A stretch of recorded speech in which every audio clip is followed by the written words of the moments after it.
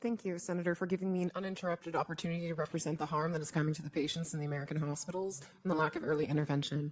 My name is Nicole Sirotek. I'm a registered nurse. I've been a registered nurse for over a decade. My specialty is critical care, trauma, and flight.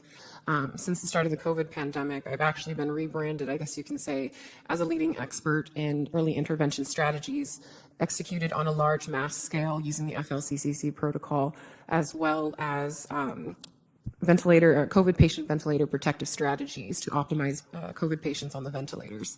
My story actually begins back in May of 2020. I was one of the original nurses that went to NYC to help with the COVID pandemic because, as we remembered, they needed nurses. Most importantly, they needed ventilators. Well, I was the whole package, a flight nurse that can manage ventilators.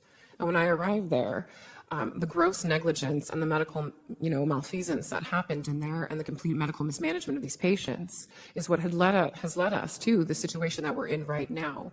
The pandemic and the hysteria that was created from poor public health measures and poor execution of appropriate early intervention strategies and the handicapping of medical professionals doing their job has led to where we are right now and into the crisis situation that we are in. I will use several key case studies that will represent larger descriptive statistical information for what I'm going to speak of. But when I was in New York, and what continues to happen today, is that many of them are not dying from COVID. Now, many people don't know about me is that I'm actually a master's prepared biochemist, and I have worked extensively with the HIV virus, tracking genetic mutations. So I feel very comfortable going toe-to-toe with some of these doctors here, although I am not a doctor, I'm just a nurse. But what we saw in these front lines, we knew what was happening. And when we asked for the ibuprofen, they said, no, it was contraindicated. When we asked, why aren't we giving them steroids? Oh, well, it's not. We were just following orders. Following orders has led to the sheer number of deaths that has occurred in these hospitals. I didn't see a single patient die of COVID. I've seen a substantial number of patients die of negligence and medical malfeasance. When I was on the front lines of New York, I'm unfortunately known globally viral as the nurse that was in the break room sobbing, saying that they were murdering my patients. The pharmaceutical companies had gone into those hospitals and decided to practice, I guess you can say, on the minorities, on the disadvantaged, on the marginalized populations that we know that we had no advocates for, because the very agencies that should have been protecting them were closed because we were sheltering in place. Now, while I was there and I saw that the pharmaceutical companies were rolling out remdesivir onto the patients, I tried to get a hold of the IRBs. I tried to get a hold of my appropriate chain of command. I tried CMS. I tried Department of Health. And they rolled out remdesivir onto a substantial number of patients for which we all saw it was killing the patients. And now it's the FDA-approved drug that is continuing to kill patients in the United States.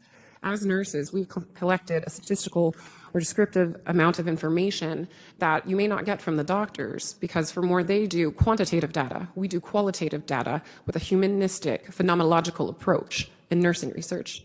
And so we've collected the data from all of these patients across the country from which we have been helping patients, because I formed the organization American Frontline Nurses and the Advocacy Network so nurses could advocate for these patients. And all of this data pool shows that as these patients get remdesivir, they have a less than 25% chance of survival if they get more than 2 doses. Now they're rolling it out on children as well and into the nursing homes or skilled nursing facilities as early intervention, when, as Dr. Pierre Corey and Dr. Merrick have already demonstrated, that there are cost-effective medications out there, and we are going to see the amplification of death across our country. And we haven't even touched on the vaccines, for which all of our expert panels have already very well described that situation, so I won't touch on that, since many of them are by far superior to me than even I could ever hope to be.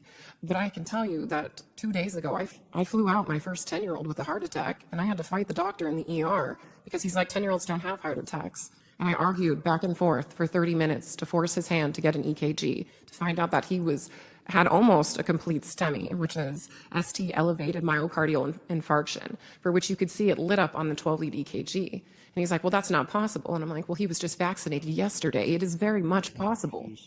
At any given time, people are getting a hold of me and the nurse advocates at American Frontline Nurses to help advocate, because as you've seen, there is victim shaming, that it's anxiety, oh, it's this. But in actuality, if they put down that it was a vaccine injury, The physician, the corporation, the hospital, the clinic, they actually won't get reimbursed. So it gets labeled as anxiety or neuropathy or Guillain-Barré syndrome, when in actuality, it's very realistically a vaccine injury. Now, I'm not, even though I founded American Frontline Nurses, I've traveled extensively to South America, India, and South Africa, working in hot zones, stopping the spread of the virus, and working with early intervention. And nowhere in those countries, in developing nations, do I see these issues that we see here in the United States. It's actually, I'm a very proud American citizen. I come from a family of immigrants, and my mother told me that the United States is the best country in the world, though granted I am biased being an American. And our level of healthcare has been deteriorated to substandard third world nation healthcare, whereas I tell people you are better off in South America in a field hospital than you are in level 1 trauma designer hospitals in the United States.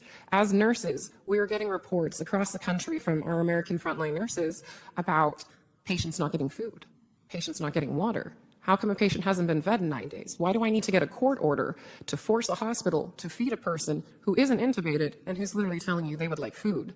Oh, well, you can't take your BiPAP mask off. Well, that's what us nurses are for. We're going to help you take that off, and we're going to help you eat, but we're not allowed to. If they're on a ventilator, they're not getting basic standards of care. I've had patients that haven't been bathed, haven't been fed, haven't been given water, haven't been turned. And if you ask me, this isn't a hospital, this is a concentration camp. That's right. Absolutely it is. Nowhere in the United States do we isolate people for hundreds of hours at a time with no human contact. It's not even allowed in the prisons. You are not allowed to isolate a prisoner for beyond a certain sensitive amount of time because it is horrible for their mental health and is considered inhumane. However, in these hospitals now, we're allowed to isolate patients from their families for days, and you have to say goodbye to them over an iPhone, as Jennifer Bridges has just demonstrated to us, or she has to shuttle people in to see. And personally, I was fired for sneaking a Hispanic family in to say the last rites to their family. And so thank you, Senator Johnson, for giving nurses the opportunity to come and represent our patients, because as you can see, we're not often thought of as leading professionals, though we are the missing link between the doctors and the patients. So thank you so much for this time.